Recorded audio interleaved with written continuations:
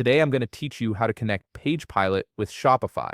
This integration allows you to seamlessly manage your store's content and pages through PagePilot's platform, making it easier to create and optimize your Shopify pages all in one place. First, head over to pagepilot.ai and log in to your account. Once you're logged in, you'll see a navigation panel on the left side of your screen. Look for the option labeled Stores and click on it. From there, you'll see a button that says Connect Shopify Store.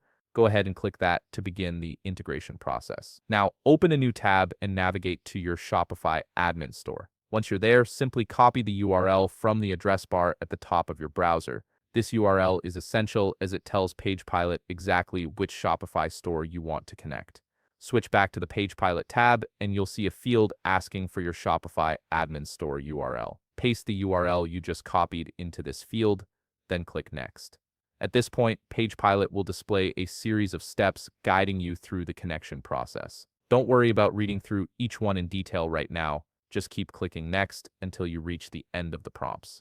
This ensures that PagePilot has all the initial information it needs to set up the connection. Once you've completed those steps, let's head back to your Shopify admin store. On the left side of your Shopify dashboard, locate and click on Settings. This will open up your store's configuration options.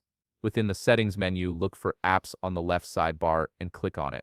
Then select Developer Apps from the options that appear. This section is where you'll manage custom integrations like the one we're setting up. Next, click on Build Apps in Dev Dashboard. This will redirect you to Shopify's Developer Dashboard where you can create custom applications. Once you're there, click Create App to start building a new app specifically for this integration. You'll be prompted to input an app name. Type in something recognizable like PagePilot, then click Create. Give it a moment to load and process your request. After the app is created, scroll down the page until you find an option labeled Use Legacy Install Flow. You'll see a checkbox next to it. Check this box to enable the legacy flow, which is necessary for certain integrations like PagePilot. Just below that, you'll see a field for redirect URLs. Switch back to your PagePilot tab and copy the integration URL provided there. Return to Shopify and paste this URL into the Redirect URLs field. Now look towards the top of the page and click the button that says Release.